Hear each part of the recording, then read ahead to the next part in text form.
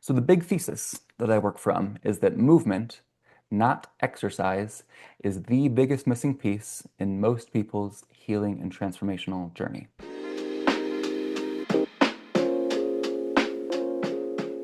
Welcome all. Thanks for joining a lecture about movement. I'm going to invite you to keep some movement in your body. I'll be giving lots of reminders throughout.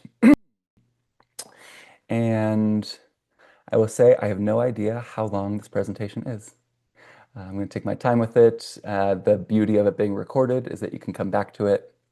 Within the school community, the main points are already separated into easily digestible lessons. So take off any pressure if you need to remember anything here. It's all going to be recorded, time-stamped, organized notes. And this is my life's work. This is like the big thesis that I've been working on for many, many years. And this is the latest iteration of it. So thank you for being here. And before we begin, let's sync up. We already did this for the stress reset, but it's nice to do it again. You can do it from seated or standing. It's up to you. You're just going to cross your right leg over the left. The right arm is going to go underneath your opposite armpit. And then your left hand goes on top to give yourself a hug. I know it's mirror whatever I'm doing. Right arm under, left arm on top. Head looks left, your left. Body goes right. Taking a moment, feel we're in contact with the earth, with the floor. Inviting in a moment of gratitude for this body. And as you breathe, feel your torso expanding into your hands. And we'll take 6 breaths together. The first 3 are going to be in and out of the mouth. 1, 2, 3. In through the nose, out through the mouth. 1, 2, 3. Good. Unwind. Good way to orient to this presentation, really learning anything. This is from Bruce Lee. Absorb what is useful, discard what is useless, and add what is uniquely yours. So home-based practice. This is a foundational nervous system grounding, centering, somatic practice. 3 main parts to it. Very simple, but very potent. So the first part of it is orientation, just exteroception, extending your attention out into the environment. So the cue for this is to let the eyes go where they want to go. So just notice where your attention is naturally drawn to. Just kind of curious look around the space that you're in, perhaps trying to see a new detail. And when you find something that looks good, just try to appreciate it for a minute. I like the way the mountains look on that art piece. I like this plant over here. So orientation is a very simple, Zen-like coming into the here and now, simply appreciating what is. Visual is the most dominant sense. You can also do this auditory with your hearing, noting what sounds without having to name them. As far as integrating practices, the orientation is such an underrated thing. It's basically getting out of your head. Like so much anxiety and tension is because we have energy kind of stuck here. So orientation is literally getting out of your head. As we do that, we layer in connecting to your center or your lower body. Again, trying to bring energy away from the head and chest, down into your true center. You can sense as your lower belly, it could be your legs, your feet, anything below the diaphragm. So we're orienting, connecting, connecting to center. And when you're visiting home base, just allowing any movements that want to emerge from your system. Maybe this little buoyant spine waving back and forth. Always going to recommend yawning or pandiculation, yawning with the whole body.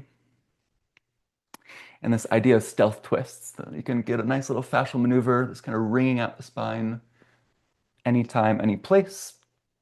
Generally, the spine going one direction and the head counter-rotating to get that wringing out in the other direction. So this slide I have kind of smattered throughout the presentation as a reminder to look away from the screen, connect to yourself, your center, and connect to your body by inviting in some amount of movement, some amount of awareness. What is the difference between exercise and movement? Do you exercise? Do you have a movement practice? These are some of the themes that we'll be circling back to in this presentation. So, brief introduction. My name is Dae Gallina. I'm the founder of Mixed Movement Arts. Been teaching for 15 years. Some big things that I've done. I presented at the IAFNR, the International Association of Functional Neurology and Rehabilitation, for 3 years in a row when I was a naturopathic student. Was their Student of the Year in 2017. I got to teach at Harvard Medical School's 2018 Movement and Cognition Conference. I've taught at UCSF Medical School, Bastyr University, where I was a student for a while. And yeah, those are some things that I've done. It's not exactly how I like to introduce myself, though. I'm a big favor of expanding the identity. So some ways I identify. I'm a practitioner, a mover, a meditator, a manifester, artist, teacher, creator, a mentor, remixer, synthesizer, innovator, researcher, scientist, writer, singer, musician, self-healer, Buddhist, Taoist, animist. I am waves of energy, a collection of stories. I am made of earth. I am mostly water. I'm mostly space, 99.9999% space. I am made out of exploded star stuff. So when we expand our identity and remember there's many ways to look at what we are and what our body is, something shifts in the nervous system. It's when we have this very small identity, it becomes very, very fragile. Like anything that contradicts that identity feels very threatening. So expanding the identity is an important thing to do in life, gathering more expansiveness of who you are. So the part of the story I usually skip was the pandemic era dark night of the soul. Pretty gnarly picture of my face here of just being very sick and inflamed during this time. So it's already having a pretty rough time in life, and then the pandemic hit. My first movement business was all in person, so it just totally went away in March 2020. I was in my last year of naturopathic medical school. All the classes and clinic shifts went on to Zoom, and my health and life fell apart. My autoimmune conditions got worse than they ever had been. Chronic pain, anxiety, ADHD, depression, PTSD, the whole list of diagnoses there. So this uniquely stressful time was really a spotlight illuminating my codependent, insecure attachment patterns, which came with the reemergence of addiction. I I feel like that is such a far gone part of my life that I can show this and I don't really feel anything anymore about this. But yeah, that's how sick I was. That's what I looked like. Not sleeping and not being able to take care of myself and just going through a really, really rough time. So I feel, I'll come back to that in a moment. But movement practice itself, a physical-based movement practice without the nervous system or fascial awareness was simply not enough. So the pandemic really illuminated these fundamental imbalances of my practice. I was unaware of this addiction to intensity that was really defining my life, using coffee and worse as a way to override and dominate my body, going through cycles of burnout and overtraining, all my relationships negatively impacted, and I just stopped teaching altogether for about a year and a half there. That was the dark night of the soul. Needed to get some new teachers, needed a new practice. So a new paradigm for a more complete practice based in nervous system balance and healing. A practice more generative than depleting, prioritizing self-care and recovery, a more balanced movement to stillness ratio, more synchronized to nature's rhythms, designed to actually support my inner work and transformation, not as something that was depleting and taking away from that. and a practice that was actually connected to my sense of spirituality, which throughout most of all of human history, movement and spirituality has always been hand in hand. So I share this to show the ashes that mixed movement arts was created from, how far it can come in a short amount of time. So yeah, this picture here is when I first started Fascial Maneuvers. So 16 days later, I got some pretty wild results as far as the overall inflammation in the face.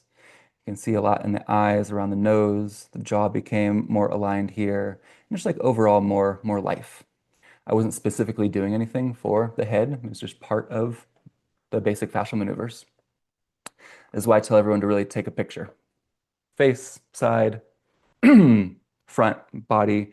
A lot can change even this first week for those that are doing the 5-day challenge right now. Take a moment, visit home base, look away from the computer, connect to your center, allow any movements that want to emerge from your body to happen. Sometimes this might be sound or sighing. Just finding a little twist of the spine. So fascial maneuvers, I discovered researching a different project, and very quickly I was like, there's something really special about this practice. I've never felt this good so quickly in such a short amount of time. And I was saying this morning in the 5-day challenge that even though this was just a very exceptional past like 6 or 7 months really, that I've been going through so much stress and intensity coincidentally since learning fascial maneuvers. I feel like it was like a gift from the universe, like some divine interventions. Like you're about to go through a very stressful time. Here's a practice to help you handle the stress.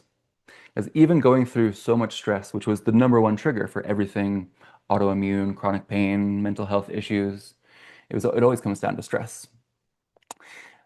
But even though there's so much more stress in my life, my autoimmune stuff, all of my food intolerances are all remarkably getting better still.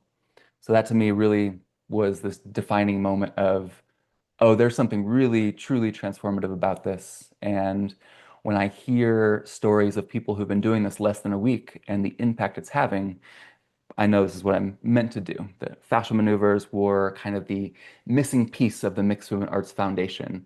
They make everything else that I do better. So I think it's a really good starting point, actually quite simple system to learn too.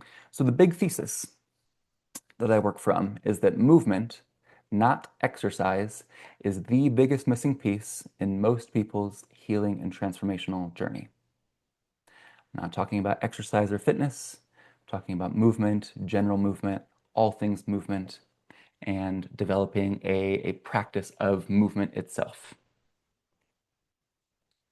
So part one, the problem. What are we up against and why does this matter? Yeah, this is really a time for me to talk about some big picture things that have been on my mind for a long time.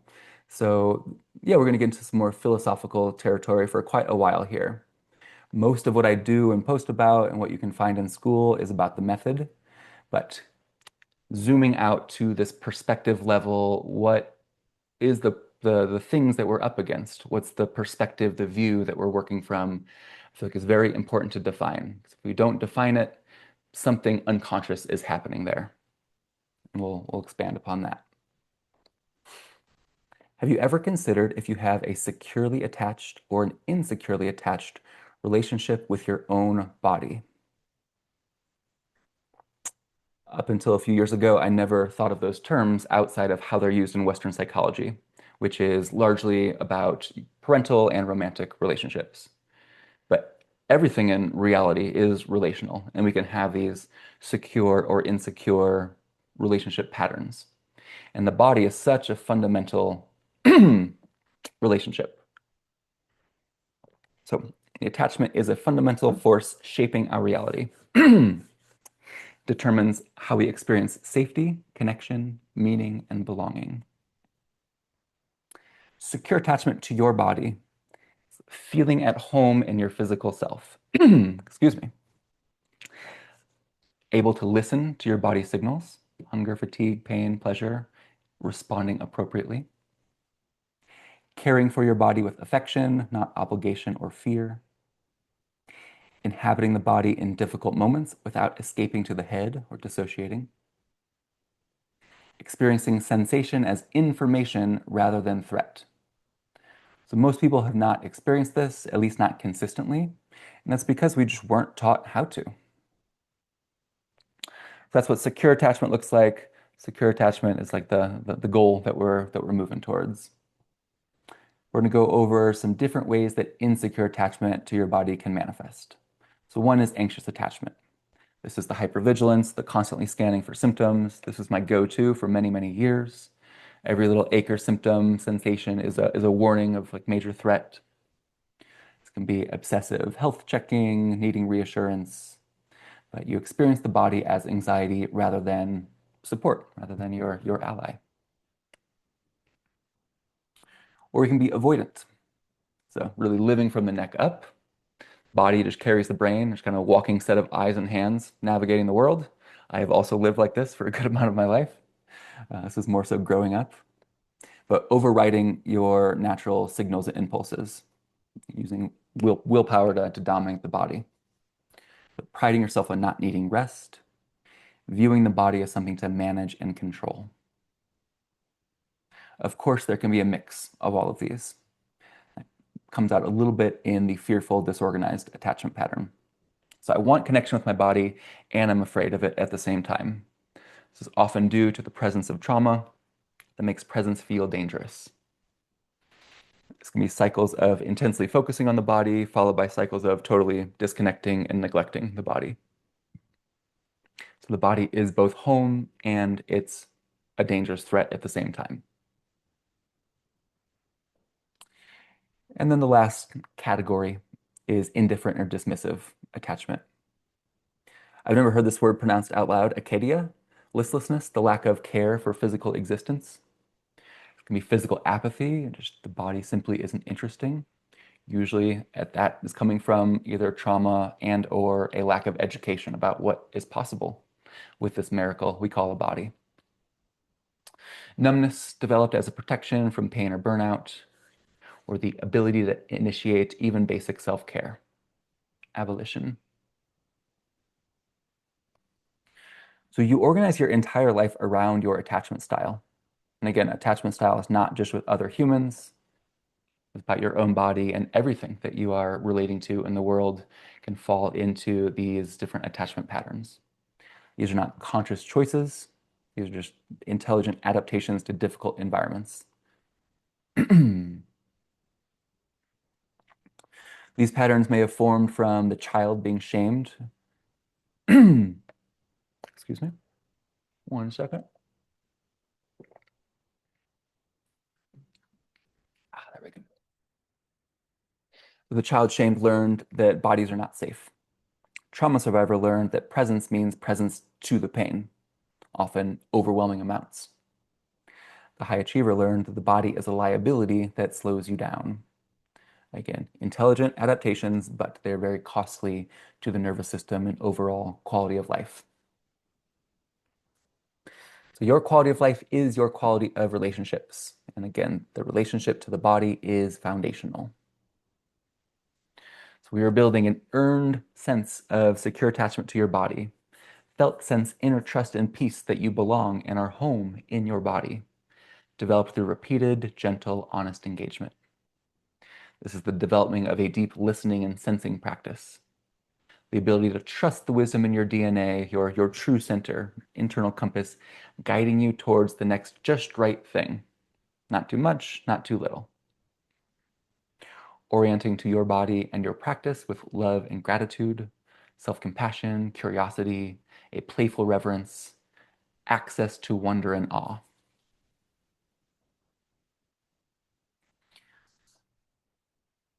The animist attachment model, also sometimes called the cultural attachment model.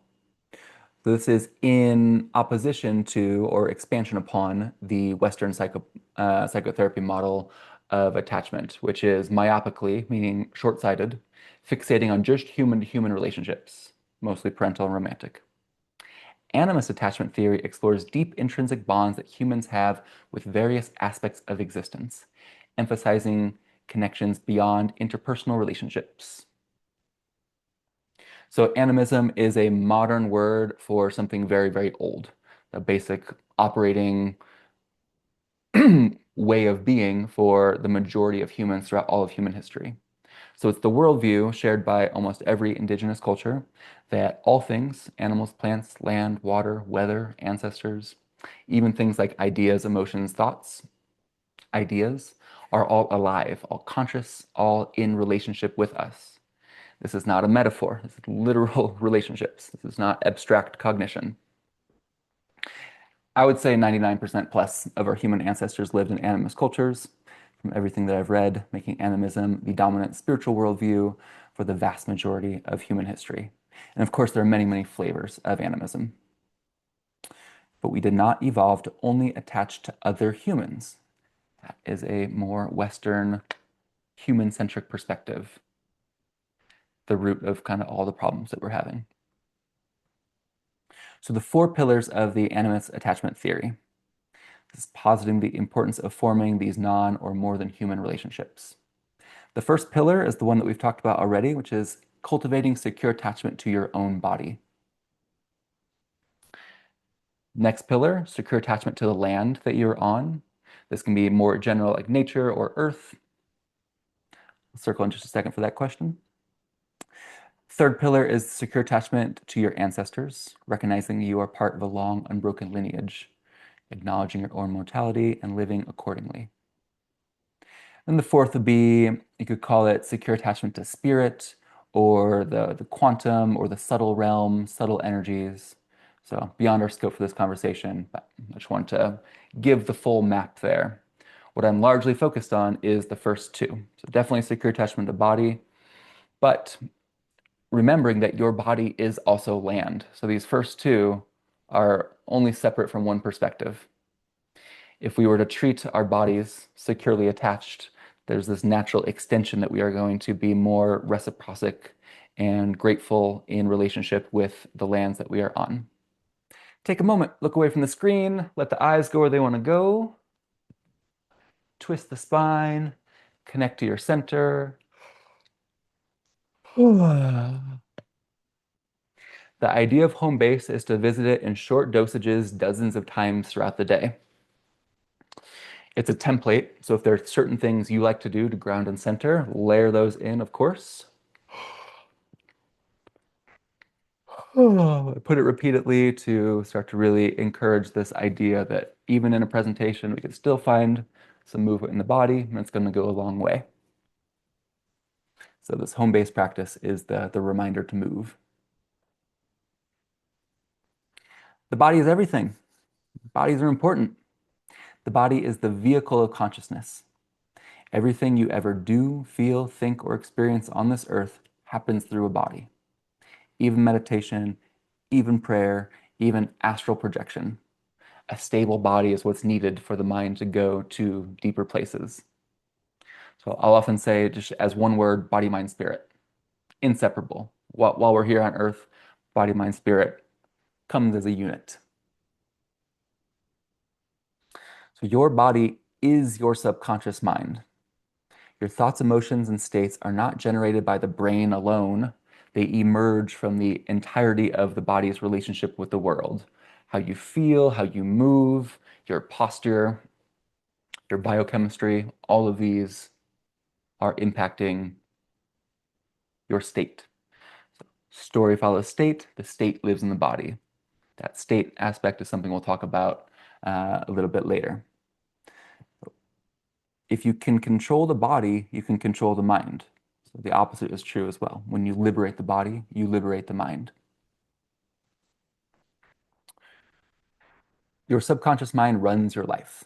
95% of everything that's happening, your daily thoughts and patterns and behaviors are generated automatically by the subconscious. So Dr. Joe Dispenza's work and anything that does hypnosis-style meditations, the idea of it is they're bypassing the conscious mind here.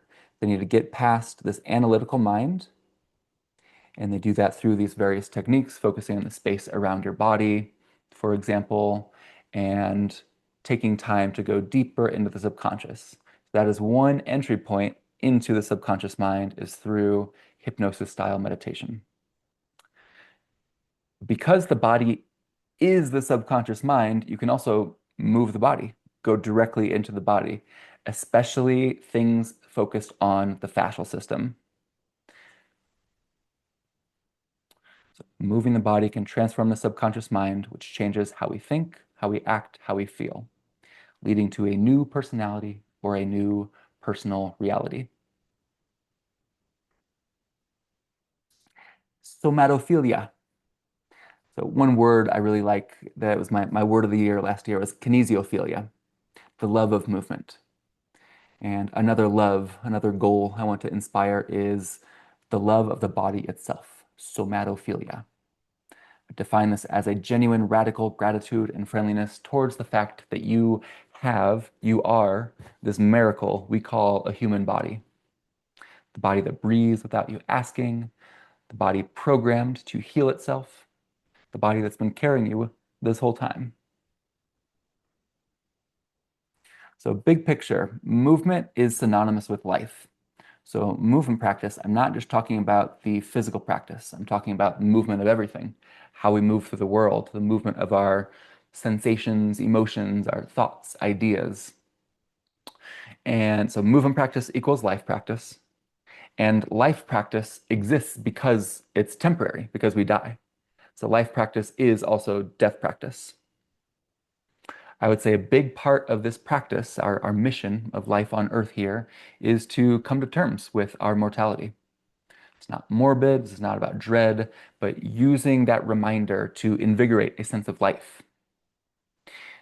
Just pushing it aside and like not going to think about death, this feeds this anxiety, this under kind of root cause anxiety for so many things comes back to this impermanence, which is, yeah, a secure attached relationship with death, which is actually a securely attached relationship with time, but that's a philosophical thing for another day.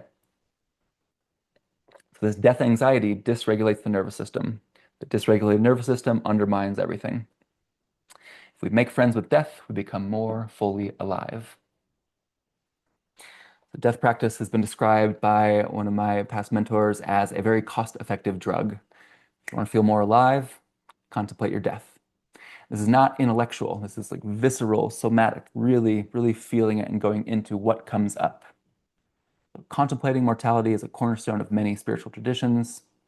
Let's say you die, you get the life review, the whole life flashes before the eyes. How are you going to feel about how you lived? We know that near-death experience just totally can change people's lives, having this shift in perspective. A few months back when my uncle passed away, I listened to just dozens of near-death experience stories, and it was one of the coolest experiences. It really went a long way to getting in touch with what really matters. And hearing a bunch of stories in a row, something happens with when you start to hear the similarities of this separation from the body, life review, unconditional love feeling. So highly recommend that. It definitely was working to snap me out of a funk. So death is often the elephant in the room. Many anxieties can be traced back to this fear of death. Relating to death has powerful potential to actually be resourcing to our systems. Actually have to confront the reality. So why are we talking about this? For me, even this presentation is a type of death practice. The guiding principle when I was creating this was, if this was my last thing, what would I want to share? We're not going to do this practice now, but you can take a screenshot if you want to return to it. Kind of a general idea of how I would mix a death practice with a movement practice and the somatic potential there. So setting a timer, 10 minutes, and you're going to imagine at the end of the 10 minutes, the asteroid hits. Nothing you can do about it. 10 minutes, it's over. So really go into what that would be like. How do you want to feel during that time? How do you want to move? Do you want to move? Do you want to be still? Do you want to dance? Do you want to use your voice? So when the timer goes off, take some time, journal, you can audio record yourself reflecting. Just notice what happens in your body, mind, spirit. Contemplating death in a variety of different ways is a great way to really invigorate life and to remember what truly matters. Home base, take a moment, let the eyes go where they want to go. Just set some big topics. They could be a presentation all in itself.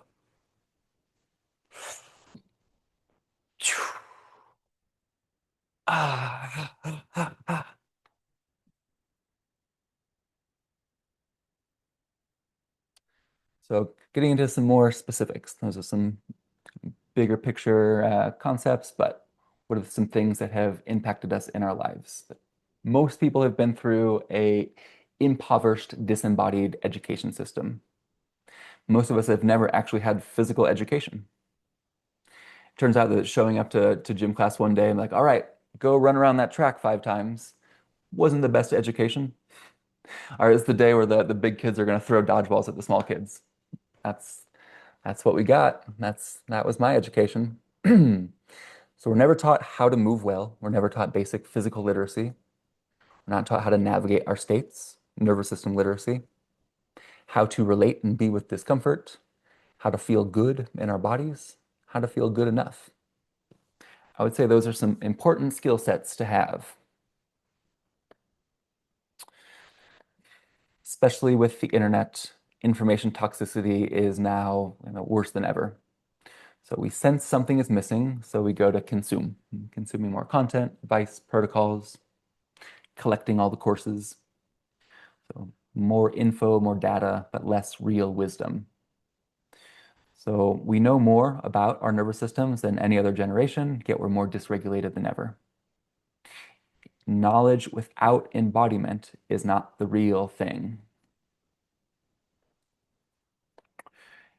And I think the biggest one, what I think all of our problems really come back to is being out of touch with nature, out of sync. Depending on who you listen to, we have somewhere between a 300,000-year-old and a 2 million-year-old nervous system, 2 million-year-old brain that's living in a radically different world than this thing evolved in. So we're wired for sunlight, but we get artificial light. We're wired for seasons, but we get climate-controlled boxes. Wired for movement, but we're in chairs all the time. Tribe has been replaced with notifications. Play is all about productivity, and meaning is now cheap dopamine on demand. Meanwhile, modern technology makes us hyper-aware of the overwhelming global context we live in. Our brains were not built to handle this much information or this much pain. So we're suffering from diseases of captivity. This is the orca whale in SeaWorld. And if you see the dorsal fin, it's bent because they are put into small tanks relative to their natural movement patterns, and they end up swimming in the same direction over and over and over again. This is extremely distressing for them, and it physically malforms the body. Normally, they're doing hundreds of miles of open water swimming in a day, not swimming in circles repeatedly. They're one of the smartest animals on the planet, maybe even smarter than humans in certain ways. This is from Katie Bowman. Our unquenchable desire to be comfortable has debilitated us. Ironic, as there's nothing comfortable about being debilitated. So we are suffering from our own diseases of captivity, showing up and these modern diseases. Autoimmune conditions were not really a thing 100 years ago. Anxiety, depression, repetitive compulsive behaviors, addictions are worse than ever, metabolic dysfunction. So we've become the animals in captivity. The cage is now the chairs, the screens. I say, speaking from a chair to a screen. Processed food, artificial light. Just chronic threat always in the background. Just the slow erosion of the conditions that our bodies were designed to be in.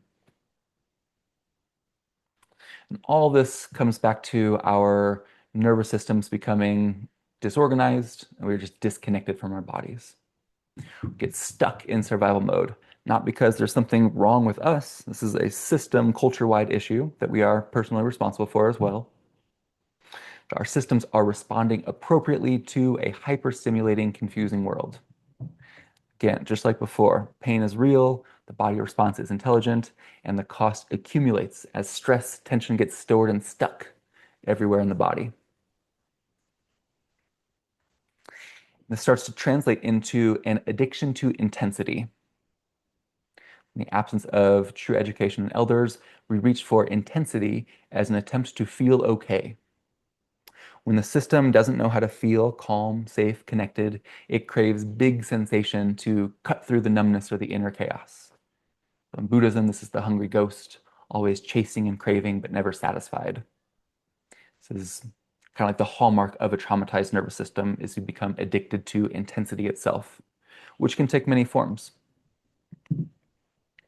So you can read through a few of these: emotional drama, workaholism, substances, extreme exercise.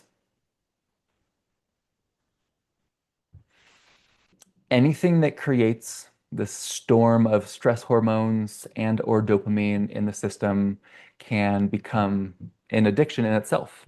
The addiction to intensity can take many forms. So much of this work is learning to be okay with something more gentle for the nervous system, being very discerning about when we take our systems into intensity and what we're actually looking for when we do go there.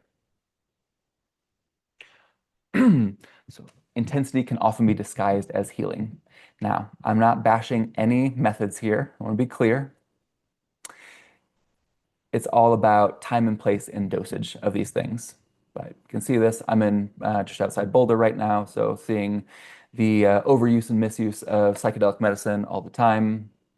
But this need for it to be like screaming, or it needs to be cathartic, or extreme breath work, or repeatedly telling the trauma story over and over again, doing these extreme detox protocols, lots of sauna, lots of cold plunge. So all of these things can be beneficial. It's about the dosage. The baseline of the practice should be in simple, subtle pleasures, not intensity. And yeah, just notice like when you are just chasing a feeling. But there's this thing that happens where like part of people's brains believes like for it to count, for it to really matter, I need to have this big release. I need to have a big cry or a big scream or something.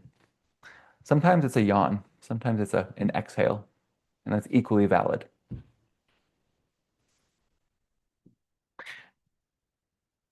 Intense states are difficult to integrate. So when you're doing these extreme things, it's hard to actually integrate the insights or lessons or whatever it is into normal, sober, non-intense life. So the consequences of this addiction to intensity: burnout, instability, unsustainable cycles, relational volatility, high conflict reactivity. It's like I'm just describing the majority of my adult life. The loss of your inner compass, disoriented, disconnected, hard to practice consistently and practice consistency. Struggle to be the person you want to be.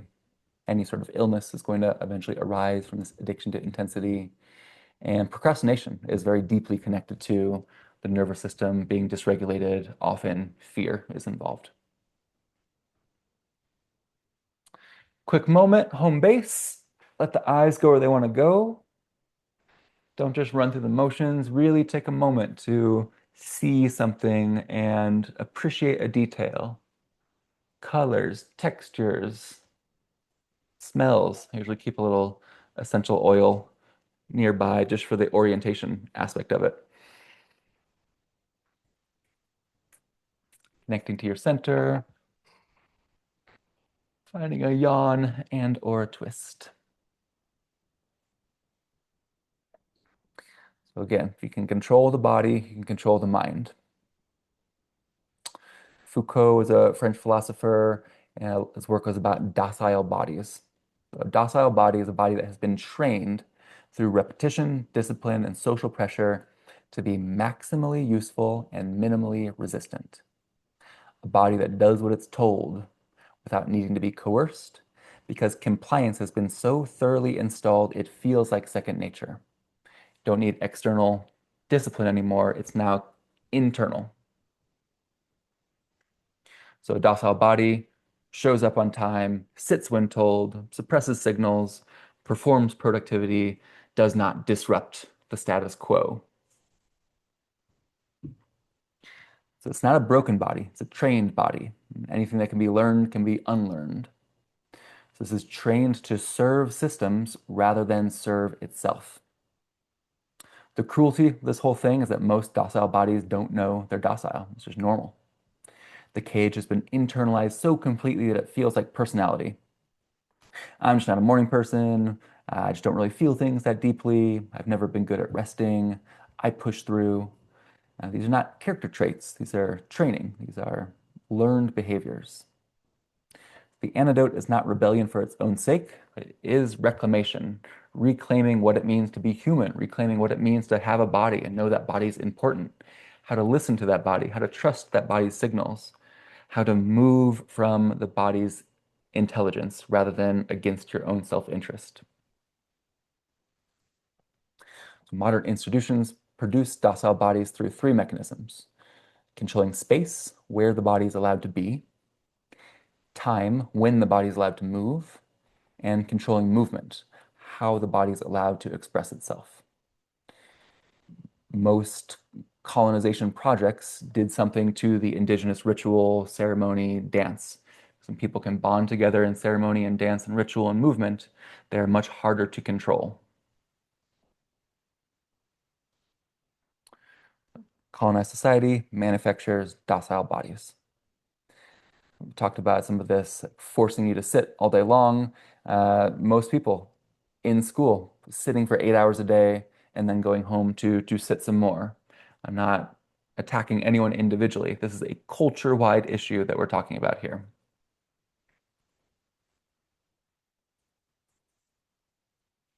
So, reclaiming what it means to be human. Like where we're going for here is this earned, felt sense, secure attachment to your own body, loving your body, somatophilia, the love of movement, kinesiophilia, and biophilia, the love of life, being alive, the living world. So what this could look like. My outcomes that I want for people coming through Mixed Movement Art School or working with me in any capacity is I want to inspire more physical freedom and more inner freedom. You need to cultivate the superpower to change your state at will. Again, we'll talk about state in the next section. Practically, better sleep, better energy, less pain, greater access to creativity, focus, and flow states. Having a life practice and movement practice that you're genuinely proud of, that serves you. A more grounded, centered, settled nervous system as the baseline, less procrastination, greater ability to handle the hard things as they come up, a deeper gratitude and appreciation for being alive in a body that feels like home.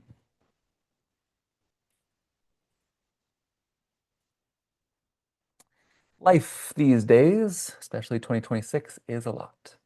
So competing forces hijacking your attention, your dopamine, your ability to think for yourself. What AI is doing to people's critical thinking is terrifying. We live in a culture that promotes sedentary behavior, addiction to intensity, toxic fitness culture. Again, drowning in information, starving for wisdom. Our nervous systems are being manipulated all the time. We have slot machine technology in your smartphone, toxins everywhere. Neglecting the body is really the norm. The whole system overwhelming to this 2 million-year-old brain. And this is by design. A sick, stressed, overwhelmed, exhausted, docile population is easier to control. So how do we reckon with the state of the world and our place in it? How can we balance taking care of ourselves and the human need to serve and contribute? As we move forward into a time of great uncertainty, we need to remember that the state of our bodies directly impacts our perception and decision making. We need to reclaim what it means to be human, that humans are the singing and dancing species, that humans are kind and generous and empathetic by nature, remembering that our bodies matter.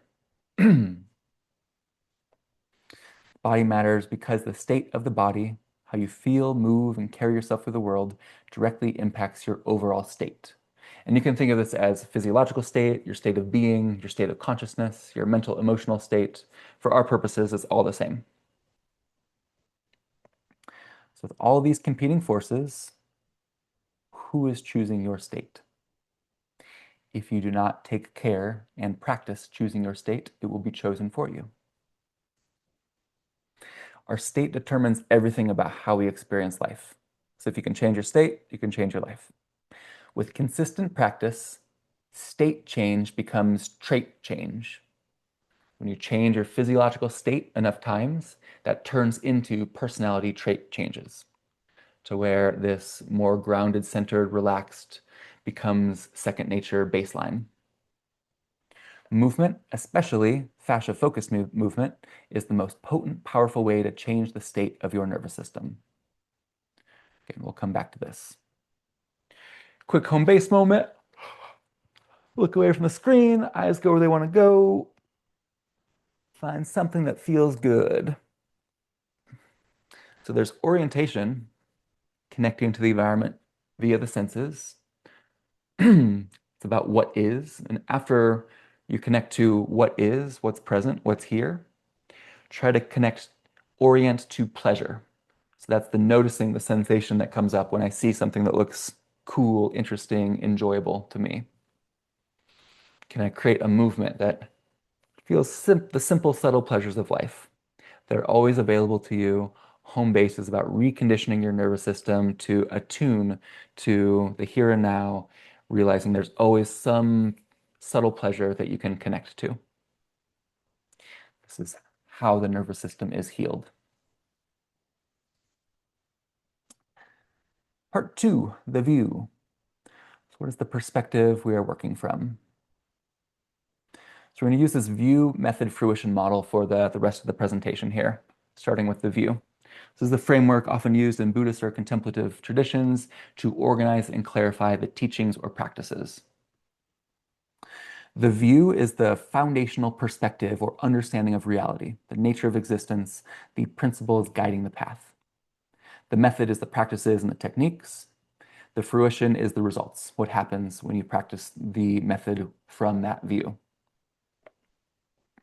So the view informs the method. Having a clear understanding of the view ensures that practices are aligned with the ultimate truth, not performed mechanically or with misconceptions. The method actualizes the view. So the practices help integrate the view into lived experience, moving beyond just intellectual understanding. And then the fruition embodies the view and the method. It's the culmination of the view and method. So method without view. This refers to the application of techniques or practices, the method, without understanding or integrating the underlying philosophy, ethics, or deeper purpose, the view, that they originally informed them. When methods are stripped of their context, they may lose their transformative potential or even be misused. This happens all the time in Western culture. This is like the defining characteristic of Western culture, is taking methods often from the East, Asia, indigenous cultures, Africa, and just taking the method out, leaving the view behind. So a critique of this is called McMindfulness. So this is critiquing the commercialization and secularization of mindfulness practices, where techniques like meditation are marketed as quick fixes for stress or productivity without addressing the broader systemic or ethical concerns. So the problem that mindfulness was originally rooted in Buddhist ethics, designed to cultivate compassion, wisdom, liberation, but it's often in the West repurposed solely for individual gain, workplace productivity, or as a way to cope with systems that perpetuate stress, rather than addressing their root cause. Example, a corporation offering mindfulness training to employees to reduce burnout while ignoring the structural issues like excessive workloads or toxic environments. So without integrating the view, the method becomes hollow, potentially reinforcing harmful systems or individualizing problems that require collective solutions. True mindfulness integrates both method and view, fostering not just personal well-being, but ethical awareness and systemic change. I don't want to offer a McFitness or a McMovement practice. How we do anything is how we do everything. The view is what gives the method its meaning, its context. It's essential. That's why I've taken 80 slides to talk about the view that I'm working from. I think it's so foundational in really understanding the perspective you're working from, because if it's not defined, there's something unconscious happening there. We can end up negatively perpetuating the harmful aspects of a Western view.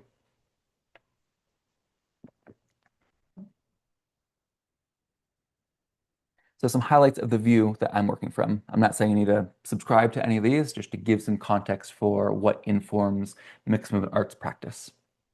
So Buddhist, Taoist, Animist, non-dual. We've talked about death practice and impermanence. We talked about this not being just an individual practice. It's how can we practice in a way that enables us to be more kind and generous to all beings?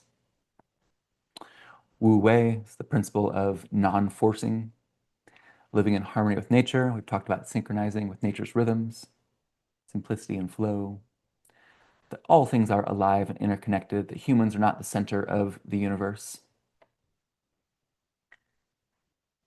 So note one of the common points of these schools of thought is that the body is not a burden, the body is the doorway. We are nature. This is all play, this life, this is all a dance, all a dream. The view that our body is made of land, that we are interconnected from the land, the intrinsic interconnectedness of all of reality. And even throughout this presentation, you may find things that are contradictory. So in that case, paradox is the invitation to wisdom. Everything is a paradox when you look at it deep enough. A few more highlights. Relaxing into uncertainty, leading with humility, I don't know, Shoshin, the beginner's mindset. We do this work so we can be more kind and generous to all beings, including ourselves. That we are here on this earth to learn. We are here to prepare for the moment of death. Remembering what it means to be human, the singing and dancing species. So if we aren't broken or we aren't problems to be fixed, why do we practice?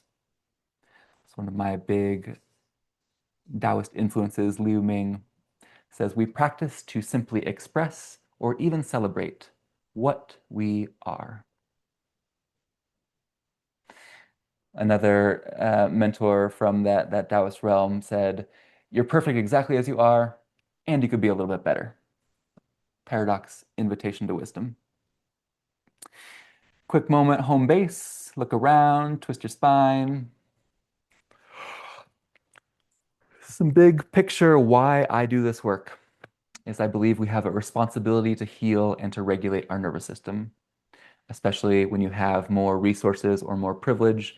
I believe that responsibility is increased. The best gift you can give yourself, your community, your loved ones, your entire web of relationships is a settled nervous system. Settled nervous system that knows how to be calm in any situation, can dynamically spring into action, but knows how to settle. This work has profoundly changed my life, so I feel like it's my mission to generously redistribute my gifts as much as possible. That's why we're here. So getting into some maps and practical frameworks.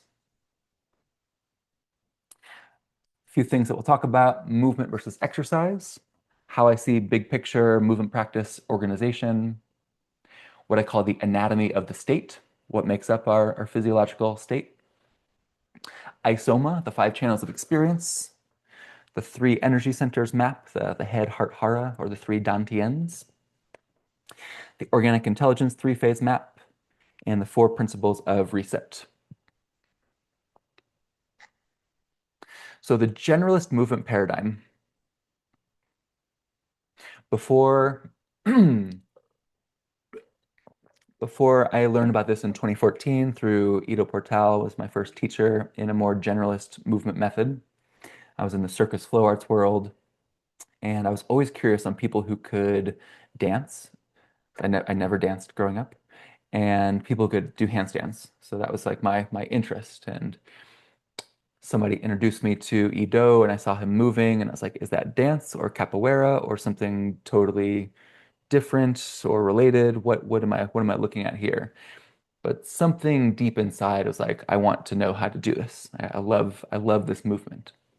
So I grew up, like most people, thinking in terms of specialties. Like I grew up playing hockey. I am a runner. I do triathlons. So thinking in terms of the specific special practice versus building this wide lateral base of movement. So if the specialist is asking, how good can I get at this one thing? The generalist is asking, what makes the most well-rounded, adaptable human mover? So lateral development versus vertical development. Seeing that there's actually way more commonalities across movement disciplines than there are differences. Another quote from Katie Bowman, the first step to radically improving your health is to let go of the notion that movement is exercise. That exercise is a very small world in the universe of movement. And more, we want to bring movement into all areas of our life. Movement practice is synonymous with life practice. So pardon the outdated gendered metaphor here. This is how Ido phrased it, and there's some value to how I'm going to expand upon this. But the way they explained it in terms of movement variables, that complexity is king, volume is queen, intensity is the prince. You need all three to run the kingdom. So the point of him using this metaphor is to emphasize that movement complexity is the most important variable in his view. So volume is how much of something you do, intensity is how hard of something you do it, and complexity is all of the diversity and variations. So can I do one squat or can I do 1,000 different little variations on a squat, for example? Can I move my spine in one way or do I have infinite options for moving my spine? I think this is incomplete. I think there's one variable that's more important than complexity, and that's frequency. So I believe movement frequency is the most important variable, especially for modern humans. So how often do you move throughout the day? A cat will pandiculate, yawn with the whole body, 40 to 50 times a day. We stopped doing that because our signals were disconnected from these natural impulses to yawn. We've been told it's rude. Couldn't exactly do that in class. You get smacked in Catholic school. So our movement needs to be distributed throughout the day, not just concentrated into one session. So movement complexity, definitely a close second. So the richness and variety of your movement vocabulary. Nervous system's growing through novelty, surprise, variability, diversity. But your movement complexity is really good for the brain. This is your neurological wealth. It's the best way to protect the longevity of your joints, of your nervous system, overall state of the body. More diversity and variety. So movement is bigger than exercise. These were some studies that were showing that even if you do one bout of exercise at the start of the day or end of the day, but you sat for a long period of time, that sedentary time in itself is the risk factor, regardless if you did the exercise. So long bouts of sitting over the years is very linked to how long you're going to live. Like it's as simple as that. Not to mention the acute things of energy levels, mental state, blood sugar regulation, all being impacted. Yeah, prolonged sitting is significantly associated with higher all-cause mortality risk, all causes of death, independent of physical activity. This is why movement frequency is top priority. This is called the active couch potato phenomenon, by the way, person who exercises once and then sits all day long. So of course, it's better than nothing, but some of these studies, it showed that such a little movement made a huge difference. Like one of the studies, I think they had people walk on a treadmill every 30 to 60 minutes for like a minute and a half. And that group did infinitely better than the people who sat still. So even a little, what I would call a junk food movement of walking on a treadmill, way better than doing nothing, but the world is supposed to move by us when we walk. We're not supposed to walk and have the world static. This is very confusing for our system, and that treadmill is not our normal gait pattern. So it's better than nothing. A better use of the treadmill is actually to turn it off, turn around on it, and push the tread turned off. That's one of the best things you can do for your knees and lower body. Side note. But even junk food movement like a treadmill did a lot for people's overall health. Go for a walk outside. It always confuses me when it's a beautiful, perfect day out and the treadmills are all full inside. All right, big picture movement practice, how I view the main domains of a movement practice from the mixed movement arts perspective. So the first domain is reset. This is all the fascial work, all the nervous system work, all the somatic body care. It's a good starting point for pretty much everyone, unless you already have a lot of experience in this realm. Fascial maneuvers, somatic seat creature, pandiculation, shake skin spine, walking. The next domain is mobility and strength. So building strong, usable flexibility. And then the third domain is movement freedom. So increasing that complexity variable, increasing your options for expression and play. This can be ecstatic dance, ground movement, hand balancing, any sort of improvisation, authentic movement, martial arts, dance, partnering, any specialization. So I'm not against specialization. I just think it should come from a very general base for best results. Because any specialization is going to have a downside. There is going to be a cost. If I only do yoga on a mat, I never pull, I never hang. I never develop that sort of strength, for example. Is not a linear path. So while you can just focus here for a few months, it's a good starting point for most people. In reality, the practice is incorporating aspects from all three.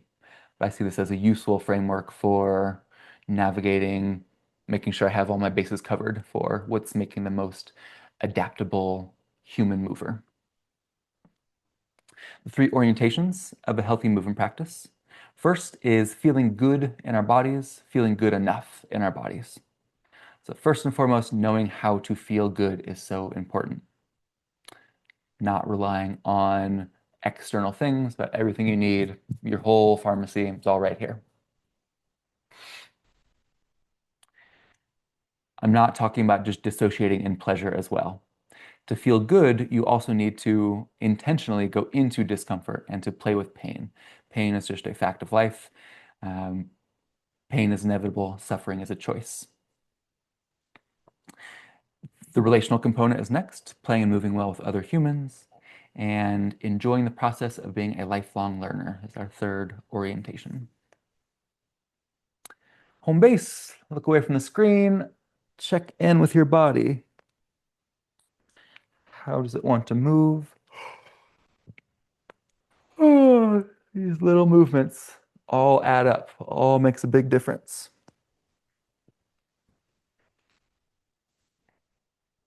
So no matter what comes up, the answer is practice. And one of the most important domains of practice is the ability to change your state at will.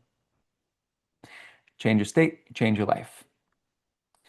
So let's say you are having a really rough day and you walk around the corner and you just snag your toe on the corner. And if you're having a rough day, fuck, yeah, like know how you might respond. Um, I'm visualizing times where, anger is the response, or maybe that's the final straw and it's just a meltdown after there. Versus you're having a really good day and life feels good and aligned and um, relationships are good and you walk around, you do that same stubbing the toe in the corner, maybe it's even worse. But if you're in a good state already, you just bounce, it's just like no big deal. So state determines everything, how we experience everything in life. So in order to change your state, you must become an expert of your nervous system, remembering that movement is the most direct, powerful way to influence your state. With consistent, persistent practice, we can create the conditions to rewire our brains to a new, more pleasant baseline. Cultivate the superpower of changing your state on demand in any situation. Again, physiological state change becomes personality trait change. Upgrading your nervous system, upgrading your fascia. Nervous system, fascia are really interchangeable at this point in my brain. Neurofascial could be substituted anytime I say either nervous system or fascia. It's like body, mind, spirit. They're inextricable from each other. So upgrading yourself on the neurofascial level transforms how you experience everything. We need nervous system maps to navigate our states. These maps are important. They help us know when to practice what and how to do the practice. Different states call for different practices. Without any maps, I spent almost the first 30 years of my life largely unaware of the workings of my nervous system. I was at the whim of overwhelming sensations and emotions and could get stuck for days, sometimes longer, in a state of feeling trapped, anxious, shut down, hijacked, confused, sometimes hopeless. These states are exhausting for our bodies. It's like hitting the gas and the brake at the same time. So what makes up the state, the anatomy of the state? We're going to look at it from a couple different perspectives. One is a more of a binary, so powerful states versus primal states. I find this to be a very useful distinction. So powerful states, they feel good. You're responsive, expansive, energized. Primal states are the opposite. They feel bad. You're reactive, not responsive. They feel constricting and draining.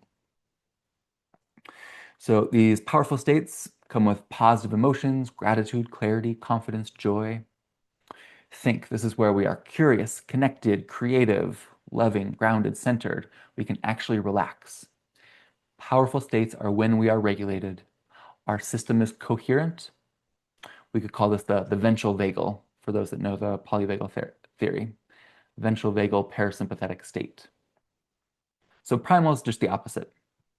Feel bad, reactive, constricting, the negative emotions, fear, doubt, frustration, anxiety, overwhelm, self-critical, just tense and can't relax.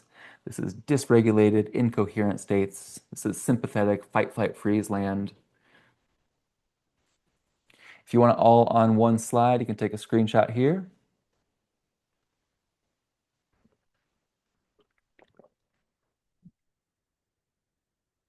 So of course, there's a lot of nuance. There's like states that feel a little powerful and states that feel very powerful. States that feel a little primal, states that feel very primal. But it's nice to know that there's this tipping point distinction. Am I in a powerful state? Am I in a primal state? The state triangle. So some things that make up the state, how we can influence our state is with our physiology, which movement is going to be the big one there. What we focus on determines our state, and the language that we use determines our state. So physiology, movement, most profound way to influence. That's the fastest way to change state is through moving the body, especially with the fascia in mind. You don't experience life. You experience the life that you focus on. There are infinite things you could be focusing on at any moment. Where our focus goes, our focus and attention has become our most precious resource, really. And you can shift your world by shifting your language. Is this a problem? Is this a challenge? Is this a challenge? Is this an opportunity? I'm not talking about like toxic positivity or anything, but language does matter. If you use all three of these levers in conjunction, you're going to get a much quicker shift. So I can move my body, really focus my attention on my body, and say some nice things to my body. Potent. So from Organic Intelligence, I took their course called The End of Trauma.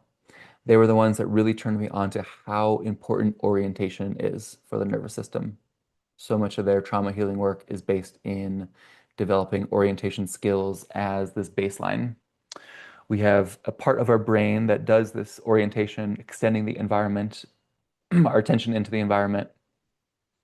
And we want about 60% of our brain, our attention to naturally be mapping our environment all the time. That is what the human nervous system evolved to do. So it goes out into the environment and then back internally, interoception. What are we sensing, feeling here? So there's some interesting papers on our consciousness itself is actually this oscillation between exteroception, orientation, and interoception, internal orientation. So we need this back and forth. When it's too in the head, too in the body, that's the anxiety and the rumination and the dissociation. So we need that balance. So ISOMA is the acronym for the 5 channels of experience. We have the image channel, which is our imagination, what you can see when you close your eyes. Traumatized nervous system might see distressing images, or you can intentionally call to mind something in nature, like a tree or a beautiful landscape or someone that you care about. And just noticing what that does. You can do that now. There's something resourcing and nourishing about calling to mind an image. Next is sensation. Then we have orientation, which is exteroception that we've been talking about. The meaning channel is our thinking, our cognition, and the affect channel is our emotions. So this is a useful map because knowing which of these channels gets to be too intense, we can strategically switch to a different channel. So for example, experiencing some intense emotions, some intense grief or something, and it's overwhelming my system. So if I'm feeling too much in the affect channel, or maybe I'm making too much meaning out of whatever's happening, I can try to switch gears and go into orientation mode. So if you're prone to freeze or really any stressed states, some of the most effective channels to go into to consider are the orientation channel and the image channel. Especially when you're frozen, the ability to sense, the ability to think is really shut down. But if you can just still close the eyes, call to mind what I was saying before, landscape, anything in nature, someone you care about, that can start to close all the extra tabs on your internal computer screen coming out of freeze. So those 5 channels, the sum total of those is what creates our state. And our story, our thoughts, our conscious narrative follows our state. Story follows state. That's a really good thing to remember. Thinking about this, my thinking doesn't feel right. There's lack of clarity, confusion. I feel like I'm going into a primal state. Okay, rather than continuing to try to think about this in my brain here, I'm going to go move my body, come back in a minute or 5. So how we experience life and make meaning is directly shaped by the state of the nervous system. So to review, maps are very helpful to navigate our states. We introduced the anatomy of the state triangle, powerful versus primal states distinction, and the 5 channels, the ISOMA. So we can get better, we can better recognize what general state we are in, what levers we have to reset our state and resource our bodies. So recognize, reset, resource. Remember those. Quick moment to orient. Move your body. Breathe into your center.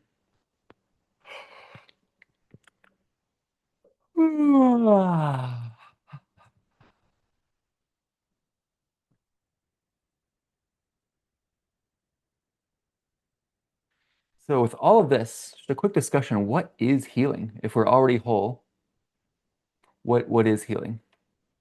So many views on it, but I want to share one from a past mentor figure from Dare.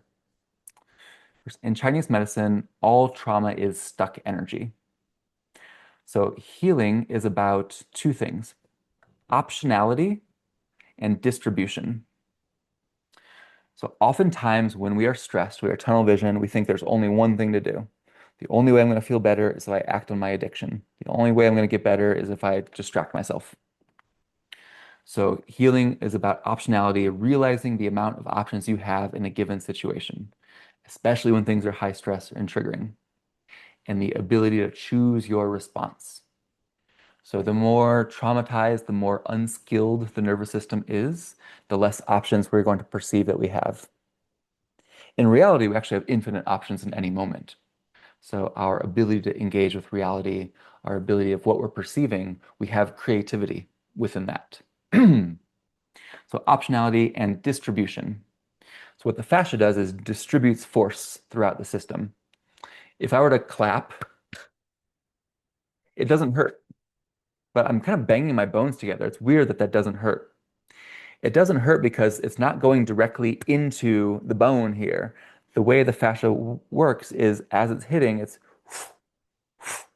distributing, spreading throughout the system. So that can physically happen with movement, with forces into the body. And that can energetically happen, like moving stuck energy, stuck emotion, sensation, thoughts. When things get stuck, it doesn't feel good. That feels anxiety provoking. That's rumination. So all of this trauma, stress, anxiety, tension, you can think of it very generally as stuck energy. Do we realize we have more options to deal with it? Can we engage in a more creative, effortless, pleasurable way with whatever situation is in front of us? And can we move that stuck energy?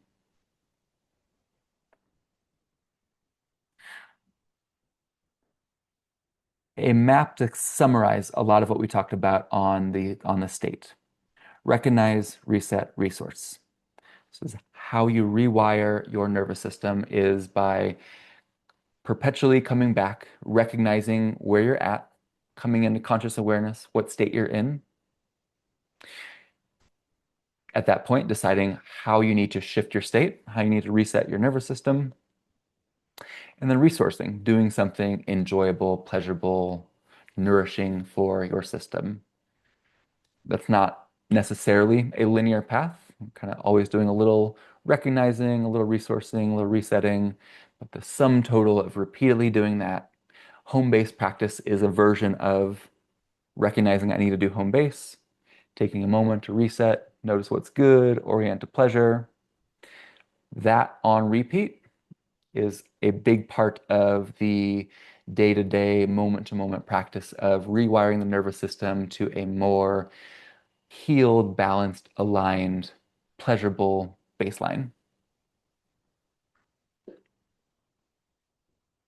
Somatics 101, energy down. I'm saying a lot of models of stuff we've already talked about, but a movement practice is such a complex thing that I can't just understand it from looking at it here. I need to look at it from here and from here, and seeing the same thing from different angles, I get a better picture in my head of what this is really about. It's like the parable of the blind. I think they're Buddhist monks, and they're all touching an elephant, and they're like, "Oh, this feels like a hose," and they're touching the trunk, and this feels like something. So, based on touching different parts of it, it seems like something, but you need to zoom out and have multiple perspectives to get the clear big picture. So, Somatics 101, all of this comes down to energy down. We can think about these three centers of the body, the dantians in Chinese medicine. I like head, heart, hara. Hara is the Japanese term. So our weight of our self-concept, how we experience ourselves, is connected to where we're holding the energy in the body. So energy up here, I am my thoughts. Heart, I am my feelings, including feelings of others experienced through empathy. Below that, the true center, lower dantian, hara. Almost every culture has a word or relationship to that true center. I am my direct experience. So I would think of this as the meaning channel. This is the affect channel. This is the sensation channel. And I see the center as being synonymous with energy being evenly distributed throughout the whole body. So modern colonized society tends to identify our self-concept with the head and the heart. So in that way of being, which is also happens to be the same energetic holding pattern of a stressed or traumatized nervous system. Stress and trauma, energy up. Stimulants, energy up. So when energy is stuck in the head or the chest, this hot, active energy set upwards, we become overly rational, emotionally entangled. We don't know what we want for ourselves, more easily triggered into the stress responses, fight, flight, freeze. So we want the opposite of this. Somatics 101, energy down. We are most effective when we are centered in our hara, fuller in our lower body, our true center. So we are cool-headed, empathetic, and passionate, but not led by our emotions. We are more relaxed yet energetic. We can tune into our own needs and wants and are not easily triggered. So all healing modalities, all somatic modalities at the end of the day are basically going for being more in your body, less in your head. So in very general energetic terms, Somatics 101, bring the energy down. That's why so much Qigong is movements like taking the energy, visualizing, bringing it down, bringing it down, bringing it down. So I'm not going to talk about the polyvagal theory, but this slide is there as far as another map for the states. So I think of how this maps onto the body map we were just looking at. When we are in our center, we are regulated. So this is the ventral vagal, socially connected place. The heart is more the fight-flight response. The brain is more of the freeze response. So in Western culture, kind of the archetypical male is more in the head. Our archetypical female is more in the chest. So it's this head, heart battle going back and forth when really it's something lower. There's something deeper than that. Nothing against the head of the heart, of course. We want all of these centers aligned, but the overall distribution should favor the body, should favor the center. So this is energy in the lower body, belly. This is more in the heart. This is more in the head. The squiggly line here represents play.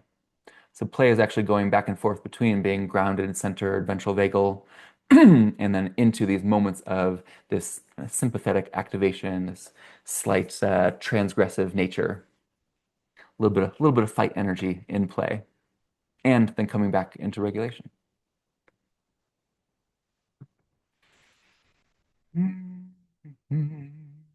Take a quick moment, visit home base, look away from the screen.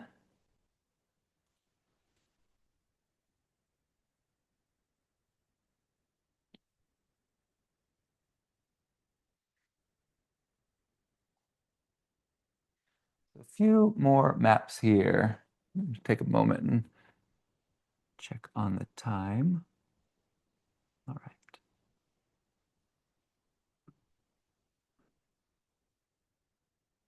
I've already said my piece about how this is recorded and you can come back at any point. All right. So, three phases of states of the body. Phase one is chaos. This is also coming from the organic intelligence body of work. We have chaos, order, and flow. In chaos, this is the dysregulated nervous system. This is fight, flight, freeze. This is the land of anxiety, depression, addictions, negativity bias, also known as the what's wrong attention. Our brain always being focused on what's wrong, what's wrong. We feel disorganized. This is characterized by being out of control or needing this over control. Most healing modalities are about getting from phase one to phase two, going from chaos into order, dysregulation into regulation, to a place where you feel like you are in control of your life, you're connected, stable, resource, you can actually relax. What I love about this model is that it doesn't stop there, like most modalities stop here. But this adds a third phase, going from self-regulation to effortless regulation, from a sense of order to more of a flow state. So in flow states, being in any sort of flow state is healing in itself. This is where the body is best at what's called auto-organizing, another term for self-healing. This is coherence. This is going from being in control to letting go of control. What you practice when you're in phase one is going to be different from what you practice in phase two or three. So some very practical applications to this map. When to practice what? So I made this First one, simple, less words. I'm going to gradually add a few words to it to provide some more context, and I'm using this to kind of connect all of the maps that we've talked about so far.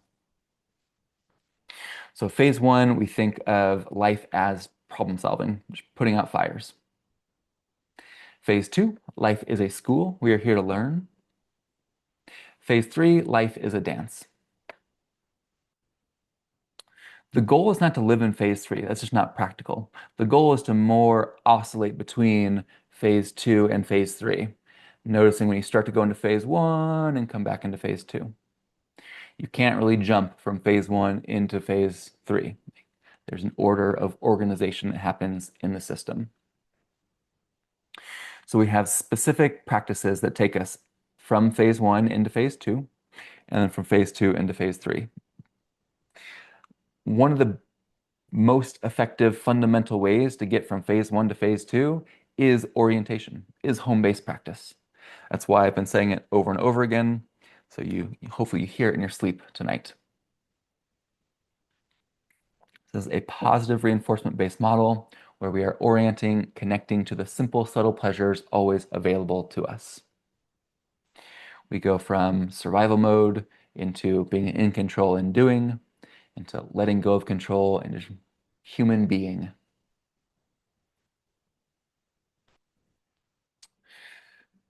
If you look at the top here, we have insecure attachment is defined by phase one. The trip from phase one to two to three is the same path for more secure attachment. This is the same path of taking energy out of the head, out of the chest, and getting it into the hara, the lower dantian, to be more evenly distributed in the whole body.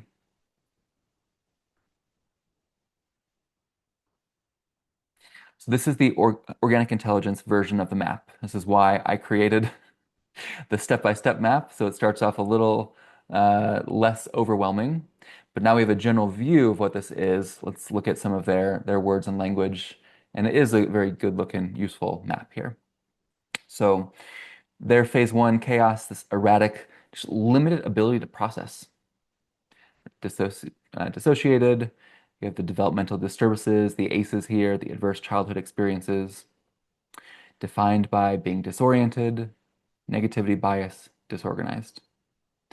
And so to catch phase two into phase three, again, all about orientation, orientation to pleasure. Stabilizing blue is their term for downregulation or deactivation of the nervous system. It's the exhale. Do not try to meditate with a closed eye stillness meditation in phase one. It's a great way to further traumatize the system. It's often way too intense to go eyes closed. So very practically, in phase one, open eye meditation, open eye orientation is going to be much better for the nervous system overall. Meditation, more top-down things can happen, can actually talk about things when you're in phase two. Much harder to talk about things when your system is already disorganized. And what's the first thing that happens in most therapy situations is tell me about all your trauma.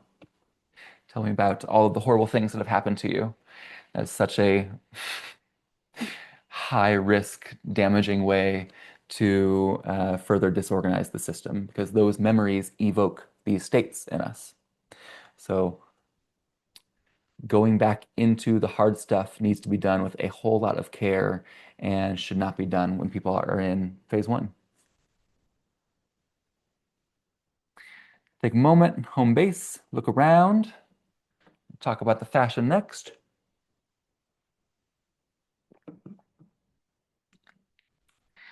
What is the fascia? The old view of the fascia is that it was this inert packing material that was in the way when we were doing surgeries and dissections. I got to cut through it to get to the important stuff. Maybe it's a passive support structure at best. It is barely mentioned in anatomy textbooks.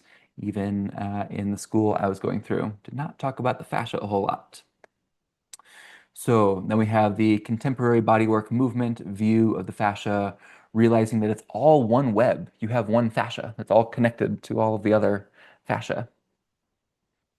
understanding of tensegrity and biotensegrity models. So tensegrity is the way your system is held together. There's not like solid support beams. It's a dynamic system held together by these torsional compressive forces. So everything is connected. In the fascial maneuvers, we're really using the idea of tensegrity to wind up, wring out, torque the whole system. So acknowledging that the fascia responds to manual therapy and movement, that fascial restrictions are a very common problem that cause a lot of pain and movement dysfunction. This is where techniques like myofascial release, Rolfing, started to really take off and become popularized. Still primarily mechanical and structural in understanding. As you can see, there's been a solid, steady increase in our interest and research on the fascia. I predict that's going to increase, maybe even start to go exponentially. So some of the ideas on the cutting edge that your fascia is the largest sensory organ in your body. Your fascia has its own intelligence. It's a supra nervous system, meaning above the nervous system layer. It's a biooptic fiber communication that's communicating at the speed of light. There are photon receptors. Photons are light particles. And so photon receptors in your fascia, in your mitochondria as well. So receiving sunlight is about so much more than just vitamin D. It's directly feeding your fascia and mitochondria. Mechanical pressure can turn into electric signals in the body. So mechanical pressure, a lot of this torque, breathing that we do with the fascial maneuvers is creating electricity in the body electric. It's liquid crystalline in nature. It can be as soft as water or as strong as tensile steel. And actually has many similarities to cerebrospinal fluid. That in itself is a whole nother presentation that I would love to do sometime. So current research showing that the fascia is connected to your consciousness, to your emotional processing, to memory and trauma storage. It's the medium through which force, we talked about distribution a little bit ago, force, information, and intention travels through. It is key to movement quality, to proprioceptive, knowing where your body is in space, to interoception, knowing how you feel inside. So it's the primary mechanism for whole body integration and healing. In this view, it's coming from Human Garage's ideas that I really fully support and intuitively have felt for a long time, is that the brain is not the computer. It's often called the computer, but the body, the whole body is the computer. The brain is the processing chip. And you need a good processing chip for things to optimally work, but the intelligence is coming from the body itself, coming from the fascia. So I said this earlier, anytime I say fascia or nervous system, neurofascial is what I really mean.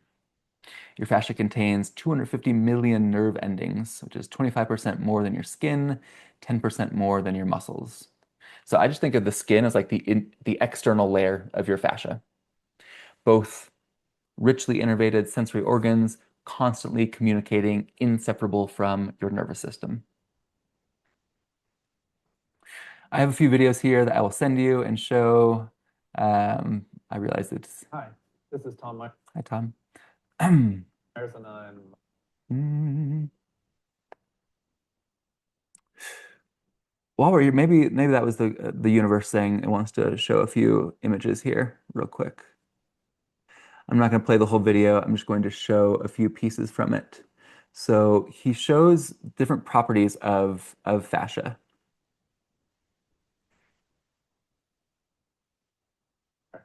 If you're sitting there right now watching this thing, you're training your fascia in terms of sitting. It's always being trained. Is the mucopolysaccharides or glycoaminoglycans or all these long words for various kinds of mucus and snot. I realize I didn't turn the sound on for you guys. I'm not sure if you can hear that, but viscoelasticity is what he's talking about. He's going to expand this gummy worm and show that it stays longer.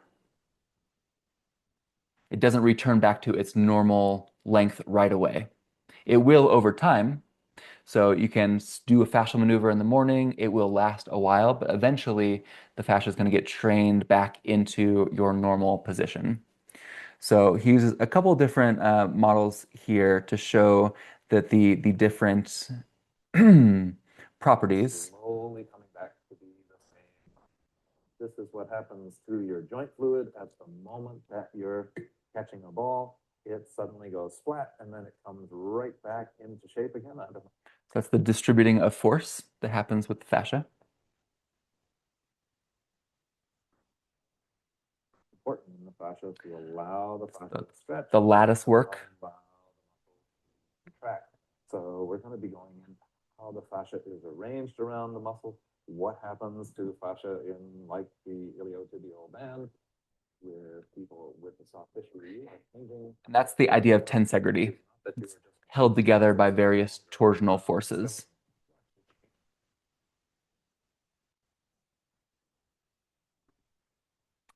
All right, so this is an image of your lower back fascia. It is densely innervated with sympathetic fibers. This is your fight and flight fibers. So you have this thickening of the fascia in your lower back, and stress activates, tenses up that area, which is why low back pain is like the #1 cause of missed work in the US. So your fascia is the connective tissue that wraps every muscle, every bone, every nerve, every organ, an unbroken web weaving your body into one living whole. It's everywhere, down to the cell. Each and every one of your cells is touching fascia, and the fascia even goes inside the cell. Which is so cool. So you are your fascia. It's inseparable from you. If we look here, this is a muscle. So you got a bone here, a tendon. This wrapping on the outside is a fascial layer called the epimysium. So you have the outer layer, epimysium, synonymous to this nerve over here, so the spinal nerve wrapped in the fascia that's called the epineurium when it's a nerve. The individual bundles here have its own wrapping called the perimysium, peri, the middle, or the perineurium if it's a nerve. So this is fascia, and then down to the individual nerve cell here, down to the individual axon or the individual muscle fiber cell, has its own little fascial layer called the endomysium if it's a muscle, and the endoneurium if it's a nerve. So it's this continuous thing. It's around all the muscles, organs, bones. It goes deeper inside, all the way down to the cellular level. It's all communicating, all connected.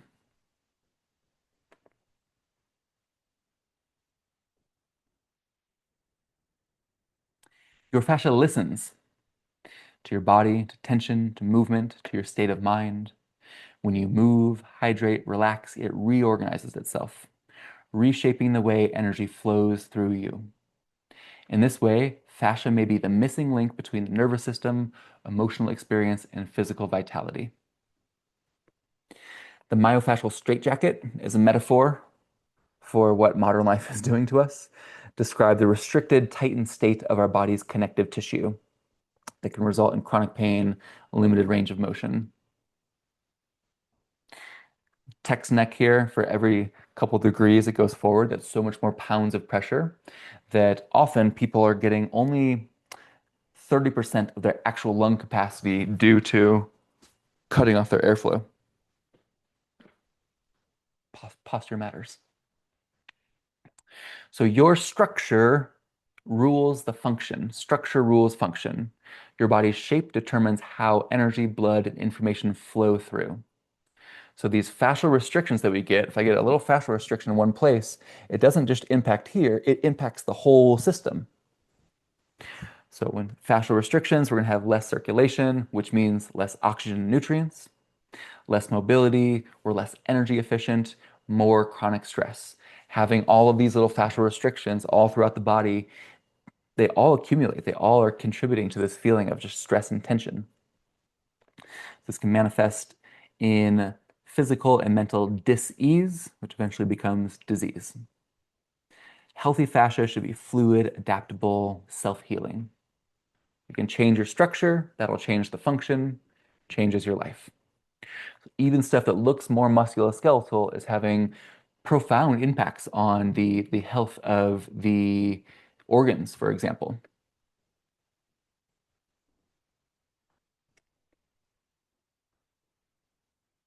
So what causes fascial restrictions? Many things can cause fascial restrictions. Physical stress, emotional stress, toxins, inflammation, being sedentary is a big one. Unresolved trauma, energetic stagnation, emotion, energy not being expressed. So restriction in fascia equals restriction in flow. The flow of blood, lymph, cerebrospinal fluid, your overall life force. Many benefits of working with the fascia. And you've probably heard this, I said it earlier, where your attention goes, the energy flows. Have you ever wondered like how that works? It's through the fascia. So to review, your fascia is magical. Above the nervous system, communicating at the speed of light, largest organ, highly sensory, has its own intelligence. So this idea if you step on a sharp rock, if you step on a sharp rock, the foot very intelligently like shifts and you move around it. There's this ability to instantly, on the spot, change the movement pattern to avoid the pain. The rate that happens, it is impossible for that to go into your spine, up to the brain, back down to the spine, down to the foot. That takes time to get up and get back down. So it's not the nervous system doing that on its own. The fascia is the thing that is causing that intelligent movement to happen. For science people there, you might, oh, it's a spine reflex. It doesn't need to go to the brain. It can just come up to the spine and go back. But that is a Golgi tendon response. It's an unintelligent response. That spinal reflex is I were to step on a rock and I would go boing. I would just like move my foot like in a sporadic way away from it. But that's not what happens. What happens is this intelligent shift. And that little shift is, again, the body being the computer, the fascia making a decision at the local level, the foot thinking for itself in the same way the octopus tentacle can think for itself because you have this nervous system distributed throughout the whole body.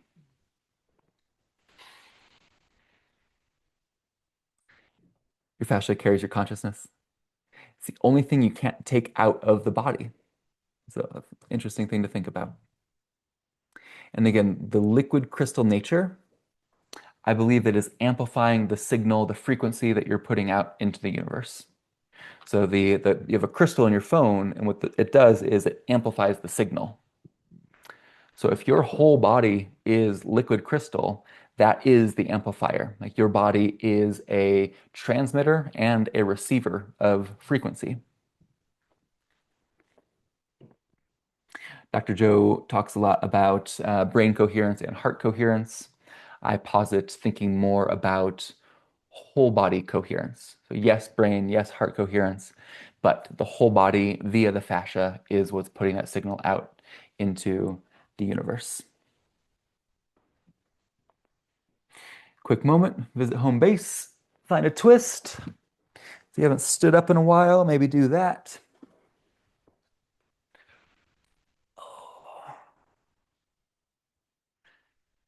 The majority of this presentation was all about the view and the maps here. There's a little bit about the method overview, which I think we're getting to after my last thoughts on the view. So reset. Remember, reset is the first domain of the movement practice. It's a good entry point for anyone coming into mixed movement arts work. The four reset principles are relax and enjoy, that our nature is self-healing, having a practice mindset, and taking 100% responsibility for your experience. All right, getting into an overview. I'm going to go through this one a little bit quicker of the method. So how do we cultivate a movement practice, and what the fuck is a movement practice? What does it mean to have a practice? So viewing life as practice is not the typical orientation of Western culture. So I feel like it's important to reflect for a moment on how we relate to this word. In the West, we've largely lost the notion of practice to our obsession with outcomes and immediate results. We're conditioned to value productivity and efficiency over process and presence, which makes the sometimes slow, nonlinear nature of practice feel inconvenient or irrelevant. We're sold quick fixes and external solutions rather than a process on long-term internal cultivation. On top of that, Western worldview tends to prioritize the intellect over the body, over embodied experience, dismissing the deep learning that happens through the body, breath, movement, and repetition of these things. Without elders, rituals, or intact lineages to model the importance of sustained practice, many of us are left without a map. Real transformation unfolds not through intensity or achievement, but through returning again and again to the path of practice. Liu Ming, we practice to express or even celebrate what we are. So my mission at Mixed Movement Arts is to inspire more practice, to help you organize and prioritize practices, and connect the different areas of your life through practice.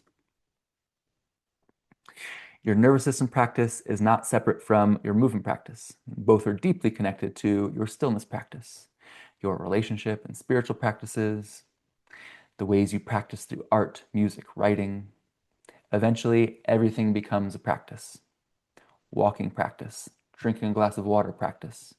Practice is always available. So this is what I mean when I say you can always be practicing. Quick reminder that this can take many forms and energies. I'm not solely talking about existing with the demeanor of a Buddhist monk. Practice can and should be irreverent, should include plenty of fun, and letting go of taking things too seriously. Remember, it's all paradox, and paradox is an invitation to wisdom. So if you've not done so already, I invite you to take on the identity of a practitioner.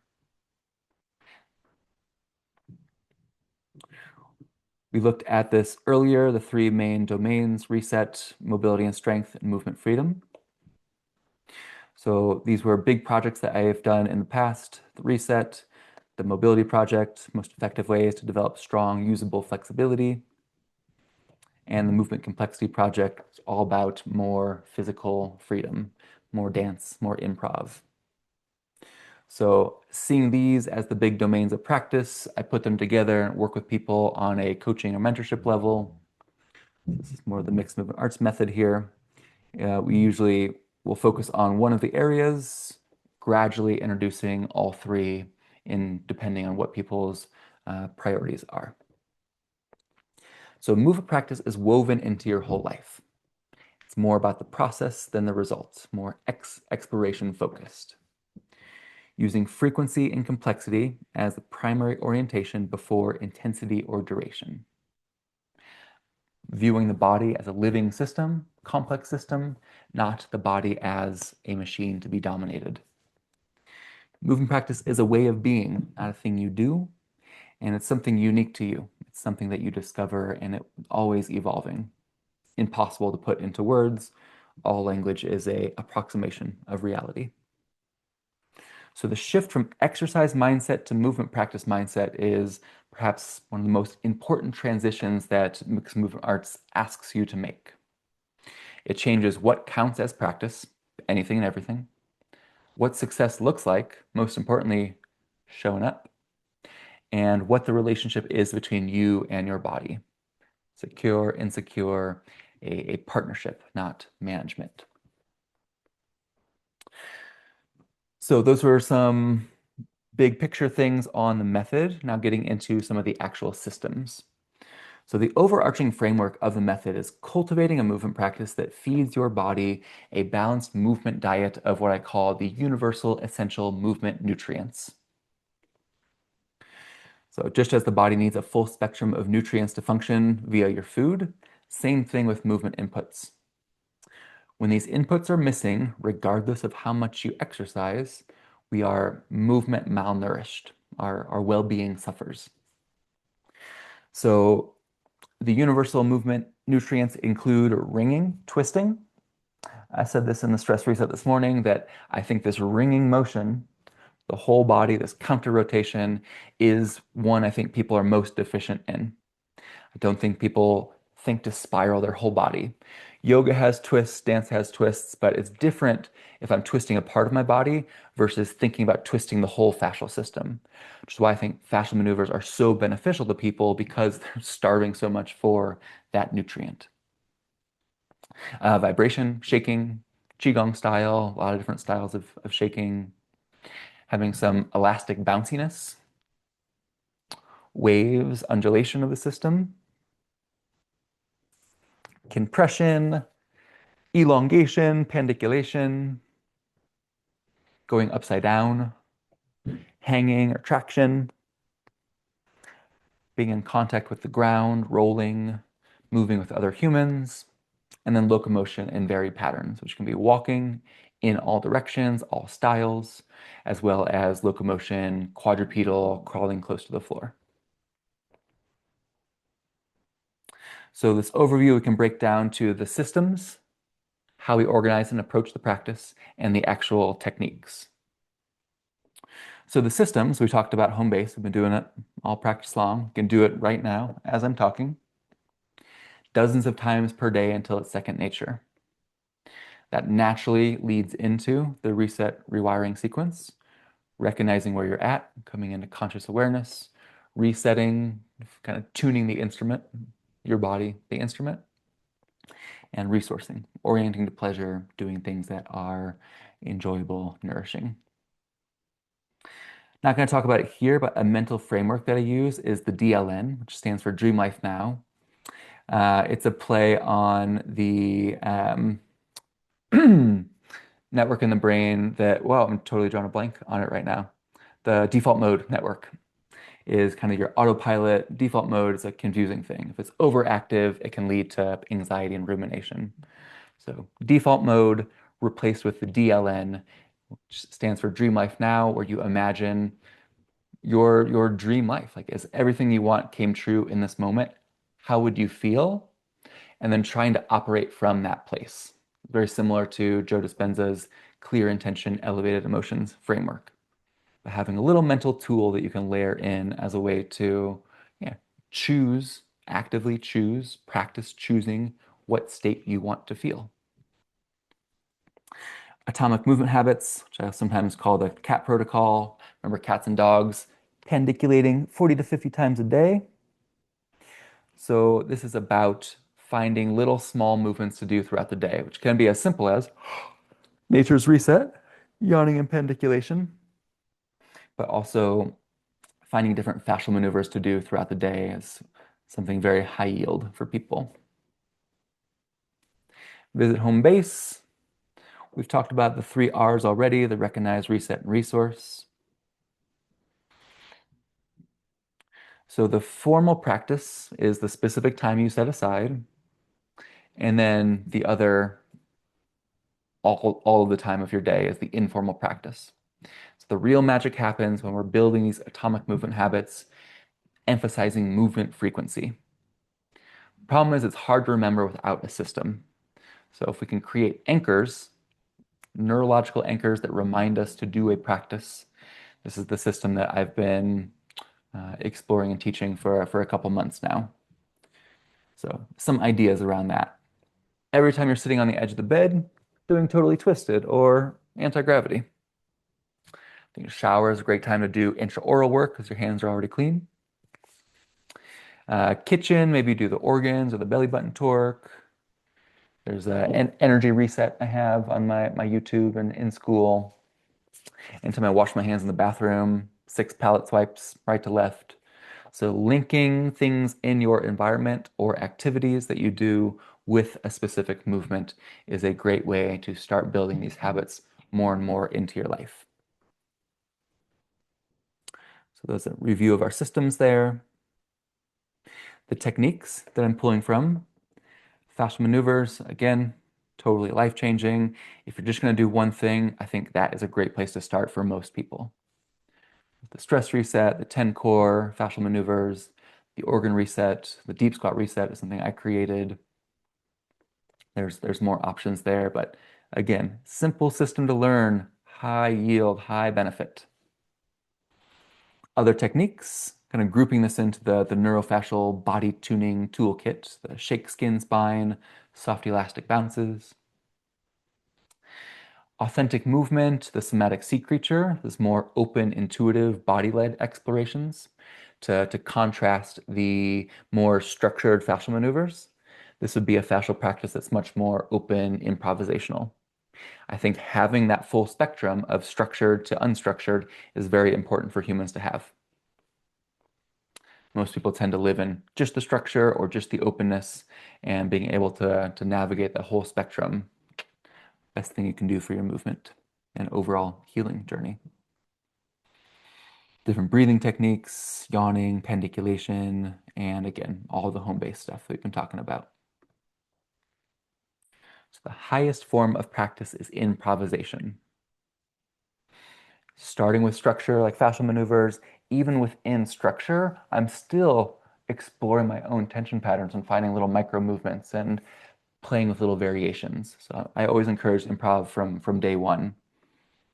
And if you're new, if it's ever overwhelming, stick to the fascial maneuvers. Great strategy to start building some more capacity for practice in your life. Fascial maneuvers are not meant to be done forever in this way. So I think of creating a fascia project. I'm going to dedicate a month, 3 months, 6 months to prioritizing my fascia. So I think of fascial maneuvers as more restoring, rehabilitating the fascia. So restoring your myofascial integrity. We want that suppleness, that tissue quality of a child or of a cat. So modern life is creating restricted, dehydrated, toxic, stressed, tense fascia. Ida Rolf, founder of Rolfing, says the issues are in the tissues. All this stuff stored in the body. So taking some time to wring it out, shake it out, pandiculate it out. Talk about what is a fascial maneuver. The other end of the spectrum from unstructured is this authentic movement, somatic sea creature. Just a quick word on that, or kind of show you what it looks like. So open exploratory practice often starts laying on the ground. There's some optional sea creature imagery from being a starfish to a sea sponge to more octopus-like quality. You become your own hybridized sea creature, and you have this kind of buffet of techniques of options to choose from. Many names for this type of practice. So I like sea creature dance. It is authentic movement. It's also the worm down, continuum, somatic blob, sacred rolling, the diagnostic wiggle, all terms I've heard basically describing the same practice. It's a very human thing. All babies are doing it, pretty much. You've already done it for a couple years of your life when you were very little. So it's in there. It's in your DNA. But actually setting some time aside to allow that practice to unfold is, yeah, one of the best things you can do for your body. So before I learn fascial maneuvers, I would say that the somatic movement explorations, sea creature dance, have been the most transformative aspect of my healing journey. And the area where I've received the most profound feedback on from others. If I could only teach one thing, it would be this. Right now, it's tied for first with fascial maneuvers. I'm not going to pick. They're both, yeah, completing the spectrum. In my view, this authentic movement, somatic movement exploration is about, again, reclaiming what it means to be human. That we are the most complex moving animals on the planet, and our self-care should reflect this. So we need to move in some weird, complex ways, remembering that weird is just a cultural frame. I've already mentioned how much I love yawning and pandiculation, but yawning is the best kept secret in neuroscience. It's my favorite nervous system tools. I call it my favorite movement all the time. There are so much research on it, so much benefits to yawning that you can read up on. Um, I'll share that video with you too. It's a 3 minutes of cute animals yawning where you yawn along with them. Is the activity that I've created from that video. It's been called the best thing I've ever done. So kind of the spectrum of the reset potential of different breathing patterns. There's box breathing, 4 seconds in, 4 second hold, 4 seconds out, 4 second hold, or you can do 3 counts, 5 counts, 10 counts, whatever. Box breathing is very balancing. Extending the exhales, humming becomes more regulating, more down regulating. There's the physiological sigh where you breathe in, second sip of air, hold for a moment, exhale. So some of the fastest ways to chill out the nervous system. Yawning, yawning with the full body, even more potent. Tomorrow in the cranial session, I'll be encouraging a whole lot of yawning as we do the cranial fascial maneuvers. There's a review of the technique. Take a minute to visit home base while we start talking about the fruition. Very few slides left. We're almost there. Thanks for those who stuck around for over 2 hours. So what are the results of practicing this method from this view? What becomes possible? Earned felt sense secure attachment to your own body, somatophilia, kinesiophilia, biophilia. We looked at the slide earlier, but again, changing your state at will, physical freedom, inner freedom, better sleep, better energy, more creativity, more flow states, more grounded, centered ability to relax and do the things that you care about and be able to access in any moment with no preconditions, total and complete present moment satisfaction, total acceptance exactly of the way things are as they are in a body that feels like home. So a whole wide range of physical and mental health stuff has improved from this work that I've seen in my own body and in past participants and clients' lives as well. So it works so generally because it's hitting this root level of nervous system dysregulation. So if I was going to summarize the whole practice in a nutshell, first, remember, it's all practice. Feeling good in your body, operating from these parasympathetic, powerful states. Watch out for life-limiting compulsion and addiction patterns. Healing the dopamine and limbic system. Limbic system is the threat detector. Didn't talk about that much. Reclaiming what it means to be human. Knowing how to rest well, recover well, reclaim your mobility. Showing it better in all of your relationships. Lessen suffering, being more kind and generous to all beings. Exploring discomfort intentionally. Pain, fear, hunger, death are all wisdom teachers. How can you enjoy this one precious life in this body, always being curious? And benefits that you get better posture, you look better, happier, healthier. And this is because the face really reflects the health of the whole body. It's not just because we did stuff to the face. It's that there's a whole map of the body coming out from the face, showing your overall state of health. So these are results I got from people in my first Fascial Maneuvers program on day 6. So 6 days in, I'm already feeling a massive difference in my stress levels. Feeling 1,000% better since starting a week ago. Energy up, focus better, anxiety dropping fast. Honestly say my body has never responded as profoundly as it has in just 6 days. Less tense, more grounded, more regulated than I've been in years. I was blown away by these. I was genuinely shocked by how impactful this was in less than a week's time. I've never seen anything like it before. So people's entire bodies feeling better, specific injuries going down, less tension. It's spilling over to work where I'm able to feel grounded and relaxed in a way I couldn't have dreamed of.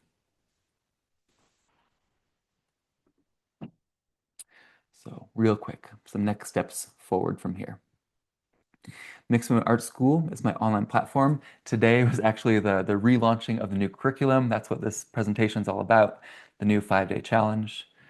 Doing it all in one day was an interesting choice for myself to make. But what you get inside school, all things fascia. Fascia maneuvers, fascia first movement foundations, direct access to me, one-on-one messaging, some simple coaching interventions. I have some options for deeper coaching and mentorship as well. There's a movement library in there, live classes, community, all the cranial work. I'm going to give you a glimpse inside it in a moment here. So for this week, for the relaunch and the 5-day challenge, I've toggled on the feature that I can do the free 7-day trial. So after that, it would be 67 a month. You can cancel anytime. This is the new curriculum. I'll show you where most of this presentation is already living inside the school community. Let's do that now. There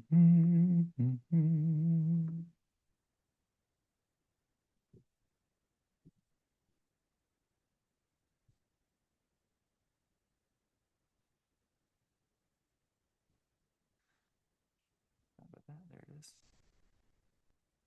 This is what it looks like on the inside.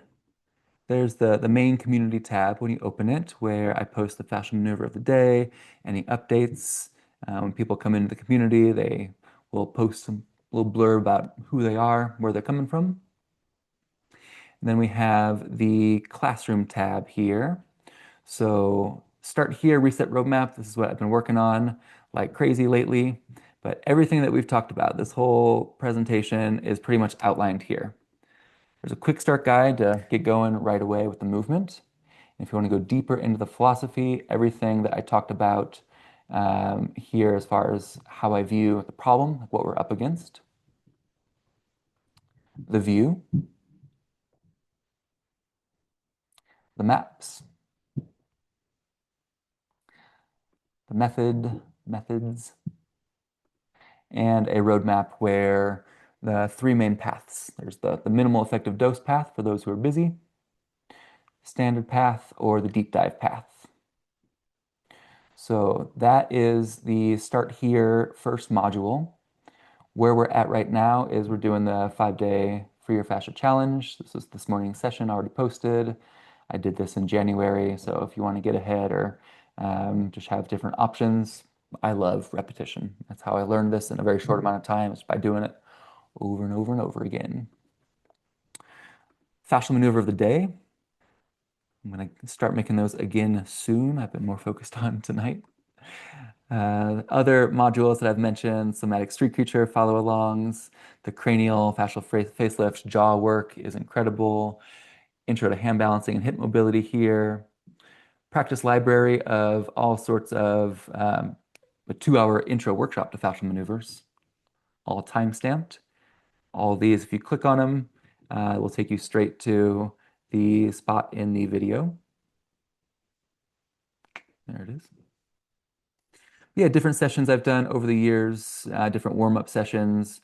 So I like, on that idea of movement frequency, people to have options for short practices. So in addition to the fascial maneuver of the day, I've created a mini practice library where they're all by time, from 2 minutes to 10 minutes. This is a section that I'll be continuously adding to as well. So there's more. There's deep dives in the fascial spring cleaning. There's intermediate advanced work. There's a whole lot here. Calendar, you can just click on. It's like tomorrow morning, you can come in and, all right, I'm going to go do this at 9 a.m. There's the Zoom link. Tomorrow night, the cranial jaw session. There's the Zoom link. It's also in person for those who are local. Those are the main parts of school. Back to my last couple slides here to close out.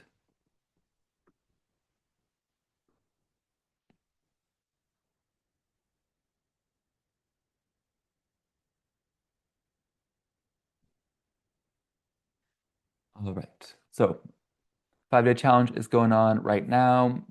Easy to jump in and catch up if you still want to join. Starting a week from today, I'm going to do a 21-day container to finish out the rest of May, neurofascial reset, where we'll go deeper into fascial maneuvers, sea creature, authentic movement, and the methods in the neurofascial toolkit. And a lot of this is coming with how to actually implement this into your life. Tomorrow night, doing the cranial jaw fascial release session at 6:30, same time as this one, in person, live stream, recorded, same deal. So coaching mentorship options, you can schedule a free call or just reach out at info@Mixed Movement Arts if you want to talk about the many ways I work with people. So all things reset, somatics, neurofascial work, flexibility and handstands is something I've been teaching for like 10 years now. I still love teaching that work. Opens up so many doors. I help people with injury rehab, often complementing like a physical therapy program, which can be quite potent when doing both because so much physical therapy is very like linear. So having something more complex and three-dimensional is very helpful. And I love helping people with dance and improvisation. For locals, I offer hands-on fascial release bodywork using fascial maneuvers and some other methodologies and instruments that I've learned. Stay tuned for a few things I'm going to do for summer group coaching. I'm going to do 2 deeper dive cohorts, one on all things reset, one on all things mobility, which always has the option to also work on hand balancing as well. So those are going to be running June through August, options for online and in person. So to clarify, with the standard path in school, that's the introduction to reset, everything I just showed you there. The 3 paths I mentioned, and then this summer, this June, there'll be a chance to have a more intensive small group container with more one-on-one attention. All right. Well, thank you all so much for joining tonight. Hope you have a wonderful rest of your day whenever you're watching this. Please reach out, contact info, mixingarts.com, and I hope to move with you soon. Reach out with any questions, any way I can support you, and take care.